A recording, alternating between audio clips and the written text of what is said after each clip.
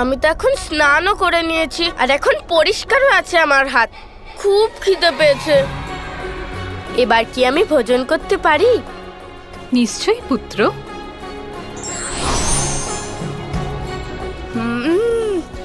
এতগুলো সুস্বাদু ফল।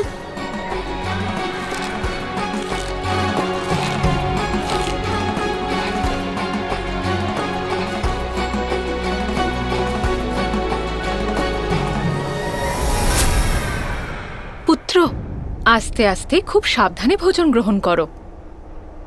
চিন্তা করো না প্রিয়ে, এখন তো এক বালক, ধীরে ধীরে উচ্চ সংস্কারও শিখে যাবে। হ্যাঁ স্বামী, সন্তানরা সংস্কার এবং জ্ঞান তো মাতা পিতার কাছেই গ্রহণ করে। ওর মা আমি, তাই ওকে সঠিক সংস্কারের জ্ঞান তো এখন থেকেই দিতে হবে। পুত্র, তুমি যদি অধিক পরিমাণ ভোজন এত দ্রুত গ্রহণ করার চেষ্টা করো, তাহলে তোমার শরীরের পাচনক্রিয়া সঠিকভাবে কাজ করবে না, আর তোমার শরীর অসুস্থ হয়ে পড়বে, পেটে ব্যথা করবে। সেজন্য ধীরে ধীরে খাও। ঠিক আছে মা। মা, মামের বাসস্থান কোথায়? সেখানেই যেখানে তোমার মামা শ্রীহরি বসবাস করেন, বৈকুণ্ঠতে। বৈকুণ্ঠ? আমাকে তো ওখানে যেতেই হবে। আর তারপর আর তারপর কি প্রিয়ে? তারপর পার্বতী পুত্র সবার ওপরে জল ছিটিয়ে দেয়। সবাই ভিজে গিয়েছিল। জয় আর বিজয়াকে তো অনেকবার ভিজিয়ে দিয়েছে। কতবার ওদের গিয়ে শুকনো বস্ত্র ধারণ করতে হয়েছিল। জানেন স্বামী, এর পরেও ও আর কি করেছে? তারপরে দেবী পার্বতী স্নান করার জন্য ওকে কৈলাসে পাঠিয়ে দেন। মহাদেবের জটা থেকে চন্দ্র উঠিয়ে পালিয়ে যায় ও। মহাদেব নিজের ধ্যানে এমন মগ্ন হলেন যে একটা বালককেও সামলাতে পারলেন না। হ্যাঁ, উনি তো সত্যিই ভোলানাথই না? আমিও যদি ভগিনীর সঙ্গে দেখা করতাম, তাহলে মনকে পুলকিত করার ওর বাল্য ক্রীড়া দেখে আমার কি আনন্দই হতো। মামাশ্রী, মামাশ্রী। পুত্র, কোথা থেকে ডাকছো তুমি? মামাশ্রী, আমি তো এইখানে তাকান না।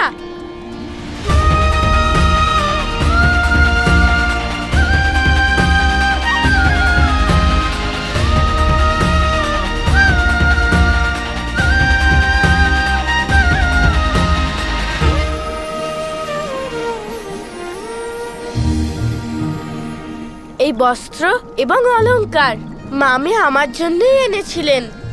আপনি এলেন না, তাই আমি স্বয়ং আপনার সঙ্গে দেখা করতে চলে এলাম। প্রিয়ে, আমাদের ভগিনীও এখানে এসেছে। তুমি ভোজনাদি প্রস্তুত করে ওকে স্বাগত জানাবে না?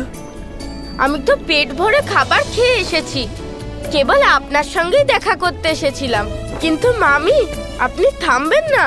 আমাকে ভোজন করানোর যদি আপনার একান্তই ইচ্ছে থাকে, তাহলে আমি নিরাশ করব না আপনাকে। কিছু সুস্বাদু আহার নিয়েই আসুন। খিদে নেই আমার, কিন্তু আপনার আর মামাশ্রী স্নেহ কি করে অস্বীকার করব?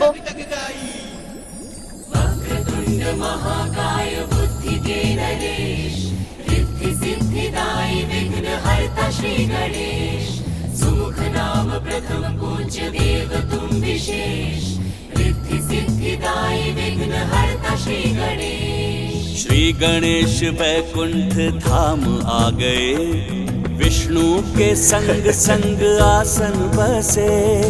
सुस्वादु फल लक्ष्मी माता ला रही, पार्वती सुत की क्षुधा बुझा रही।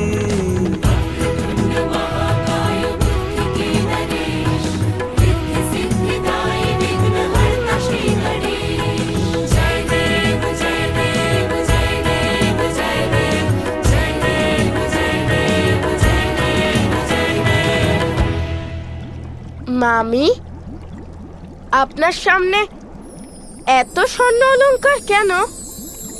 সেটা এই জন্য পুত্র, যে ভক্ত আমাকে ভক্তি ভরে আবাহন করে, আমি তাকে সকল সুখ সাধন আর সমৃদ্ধি প্রদান করে জীবন আনন্দে ভরিয়ে হ্যাঁ তুলি। পুত্র, নিজের ভক্তদের ধন দান করে পরিপূর্ণ করে তোলে তোমার মামি।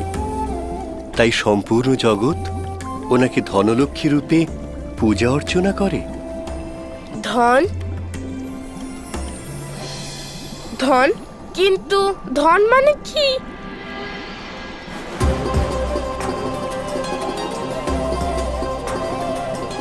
পুত্র, এই প্রথমবার তুমি আমাদের অর্থাৎ তোমার মামা মামির নিবাসস্থলে এসেছো, তাই উপহার স্বরূপ তোমার যে আভূষণ পছন্দ নিয়ে যাও। মস্তকে পরিধান করার মুকুট, নাকি কণ্ঠহার, অথবা হাতে ধারণ করার কঙ্কন? আমি যা খুশি নিতে পারি, যা খুশি। হ্যাঁ পুত্র, যা খুশি।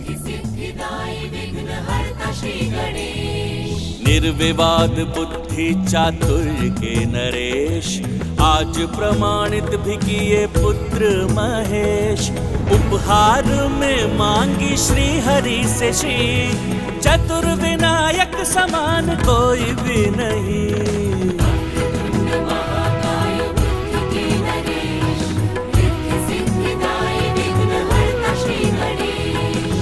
তাহলে আমি মামিকেই সঙ্গে নিয়ে যাব, কারণ ধনধান্য আর সম্পদের উৎস তো ইনি। আসুন না মামি আমার সঙ্গে। আরে আরে পুত্র, যদি আমি তোমার সঙ্গে চলে যাই তাহলে তোমার মামার খেয়াল কে রাখবে বলো? হ্যাঁ, সেটাও তো ঠিক। মামাশ্রীর জন্য তো আপনাকে এখানে থাকতেই হবে। তাহলে তাহলে আমি মামিশ্রীর হাত থেকে এই কমল পুষ্পই নিয়ে যাচ্ছি। সুরমশাই,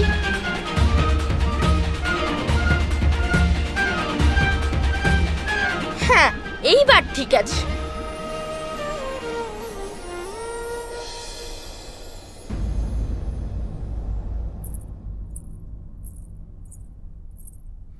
পুত্র, আরে কোথায় গেল? তুমি তো খুবই চঞ্চল পুত্র। আচ্ছা মামি, মামাশ্রী, এখন আসি। আরে আরে পুত্র, আমার কমল পুষ্প দিয়ে যাও। দেব না। আচ্ছা, দেবে না তুমি? তাহলে এক্ষুনি তোমাকে ধরে নিয়ে নেবো আমি। আপনি তো আমায় ধরতেই পারবেন না মামি। আচ্ছা,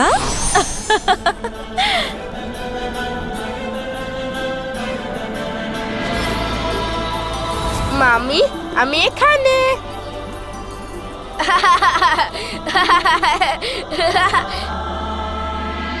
পুত্র, পুত্র, আরে কোথায় চলে গেল? পুত্র, কোথায় তুমি? মামি, এইদিকে। পুত্র, কোথাও দেখতে পাচ্ছি না তো, কোথায় গেল?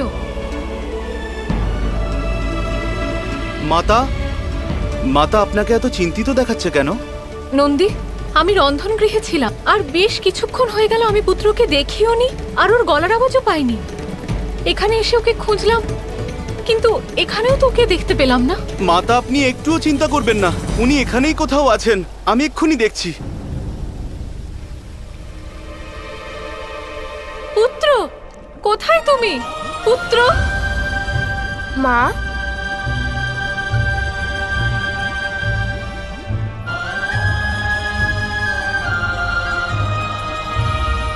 এই নিন মামি।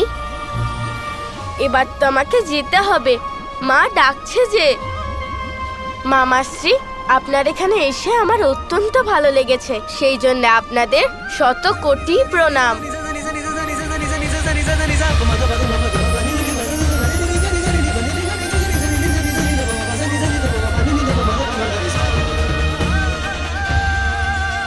আমার পুত্র কে জানে কোথায়, এখনো ফিরে এলো না কেন? পার্বতী পুত্র তো খুবই চঞ্চল স্বামী, ক্লান্ত হয়ে পড়েছি। বালকেরা তো এরকম দুষ্টুই হয় প্রিয়ে, কিন্তু ওকে আমাদের ভোলাতে জানতে হবে। এখন তুমি তো দেখতেই পেলে কিভাবে এই পার্বতী নন্দন আমার সমীপে কিভাবে শান্তিপূর্ণভাবে বসেছিল। এইভাবে সামলাতে হয় বালককে। দেবী লক্ষ্মী, এটাও একটা কৌশল।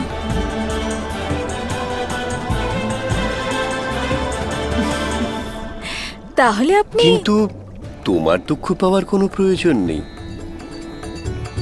বালকদের সামলানো অত্যন্ত কঠিন কাজ। সবাই ওদের সামলাতে পারে না। এই মহাদেবকেই দেখো না, এই বালক ওর জটা থেকে চন্দ্র নিয়ে গেল, আর মহাদেব তিনি তো এতটাই ভোলা যে উনি সেই ব্যাপারে জ্ঞাতই হলেন না। কিন্তু আর হ্যাঁ প্রিয়ে, আমি জানি তুমি ওই বালককে ভোলানোর অনেক চেষ্টা করেছো, ভিন্ন ভিন্ন প্রকারের উপহার নিয়ে এসেছো, কিন্তু ও তো তোমার কমল পুষ্প নিয়েই চলে যাচ্ছিল, আর ও তোমাকে এত দৌড় করালো। স্বামী, আপনি তো বালকের খেয়াল রাখতে ঠিক ততটাই কুশল যতটা অসুরদের বিনাশ করতে। আপনার কাছে আমার একটা জিজ্ঞাসা ছিল। হ্যাঁ হ্যাঁ প্রিয়ে, যা জিজ্ঞেস করার নিঃসংকোচে জিজ্ঞেস করো। দেখুন, পার্বতী পুত্র সবার প্রথমে মহাদেবের জটা থেকে চন্দ্র তুলে নিয়েছে, তারপর আমার পুষ্প। কিন্তু আপনার কিছু, আপনার শঙ্খ দেখতে পাচ্ছি না স্বামী। কোথায় গেল আপনার শঙ্খ? এবার শঙ্খ আনতে আমাকেই কৈলাস যেতে হবে। মিথ্যা হয়ে যাবে ওনার কথন, ভুল প্রমাণিত হবে আপনার বচন। আপনার এই পুত্র সিন্দুরা, ব্রহ্মদেব, অজেয় আমি, কেউ শেষ করতে পারবে না আমাকে।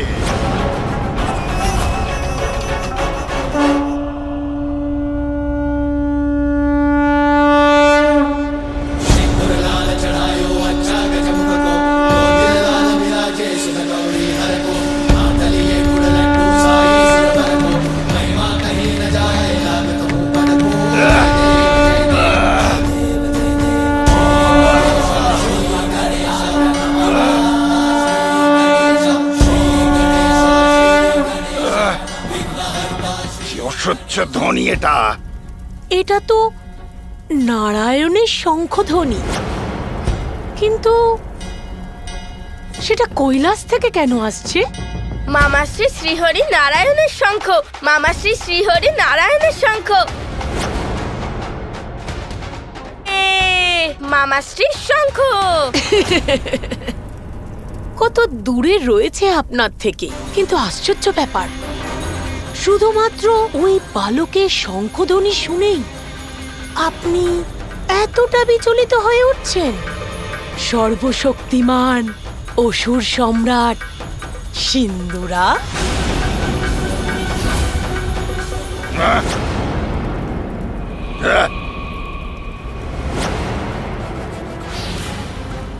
আবাহন করো কোন ভয়ঙ্কর, ভয়াবহ, অতি শক্তিশালী মায়াবী অসুরকে নিয়ে এসো আমার সম্মুখে, যে গুপ্ত রূপে ছলে কৌশলে কৈলাসে গিয়ে কেড়ে নেবে প্রাণ ওই দুষ্ট বালকের। যেরকম আপনার ইচ্ছে অসুর সম্রাট সিন্দুরা, এই কাজের জন্য সবচেয়ে উপযুক্ত মহামায়াবী এক অসুর আছে আমার নজরে। ওকে আপনার সামনে খুব শীঘ্রই উপস্থিত করব আমি।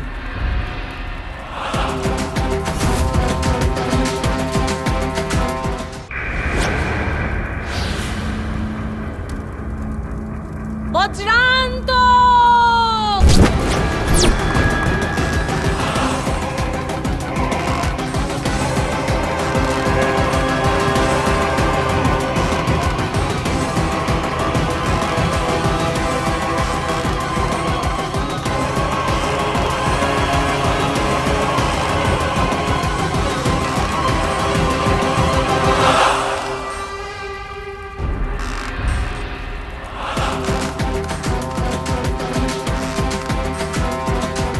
যার ছায়া এত ভয়ঙ্কর, বাস্তবিক সে তো আরো ভয়ঙ্কর।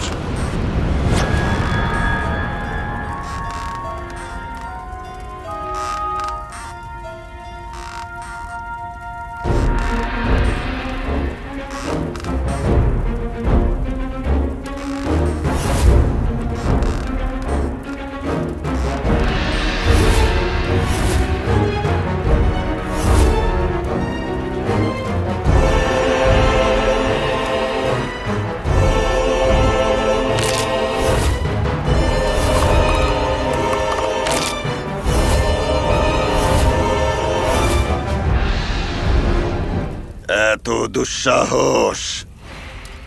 আমায় পরিহাস করছো? এ বধ করবে ওই বালককে? তোমার মতিভ্রম হয়েছে, নাকি আমার ক্রোধকে জাগরিত করে তুমি তোমার মৃত্যুকে আহ্বান জানাচ্ছ?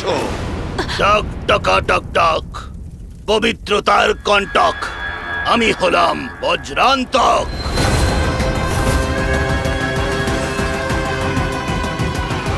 ওর এই ক্ষুদ্র আকার দেখে ভ্রমিত হবেন না, অসুর সম্রাট।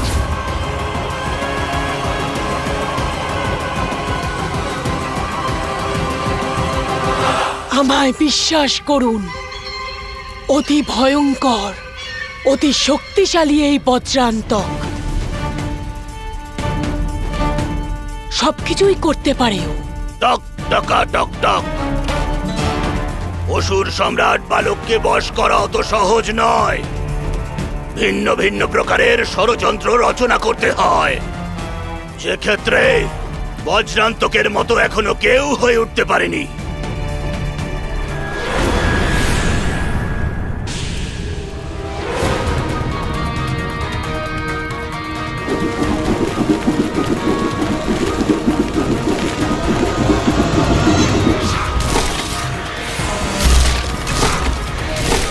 আরে কোথায় গেল ওই বিচিত্র মায়াবী?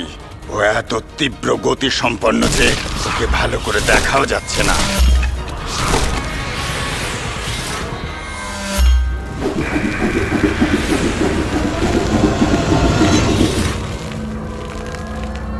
আরে বাহ, এ তো দেখছি রূপ বদলানোয় দক্ষ।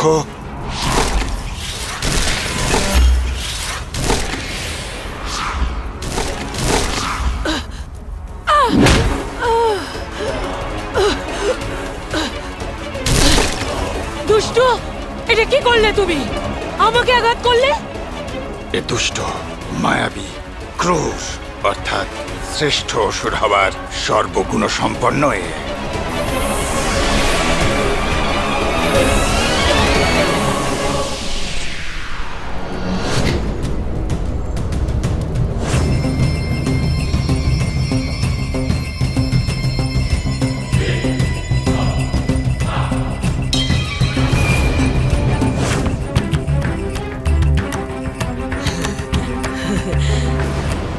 আশ্চর্য, যে কোনো রূপ, যে কোনো আকার ধারণ করতে পারে।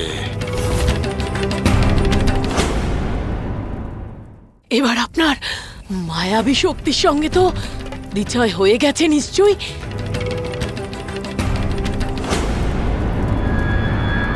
কিন্তু ও কি করতে চাইছে এটা? হ্যাঁ, কি করবে? ছাড়ো, ছাড়ো আমাকে! দুষ্ট, তুমি আমাকেই ধরে নিয়েছো! ছাড়ো আমাকে! না, না, না!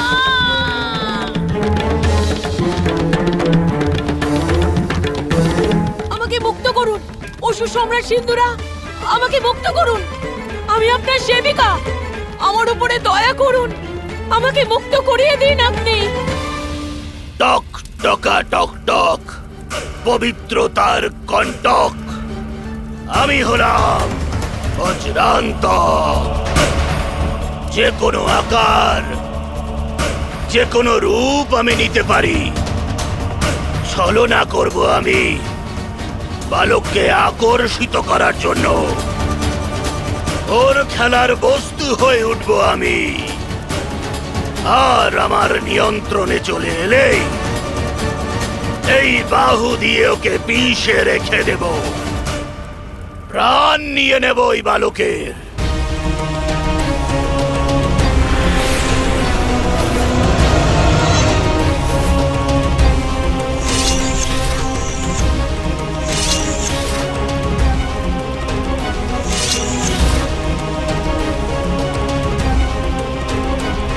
আমাকে বাইরে বার করো, বাইরে বার করো আমাকে! সর্বপ্রথম ওই বৃদ্ধা মায়াবিনীকে তো বাইরে পাঠাও।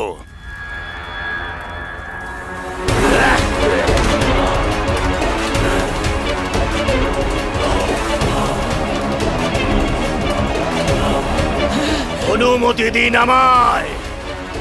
অসুর সম্রাট সিন্দুরা, নিরাশ করব না আমি আপনাকে। আমি অনুমতি দিচ্ছি তোমাকে, গিয়ে বিনাশ করো ওই বালককে।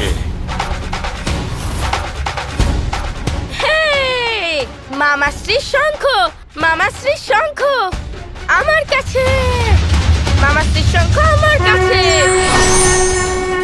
আমার শঙ্খের ধ্বনি কৈলাস থেকে? আরে হ্যাঁ, এটা তো আপনার শঙ্খেরই ধ্বনি স্বামী।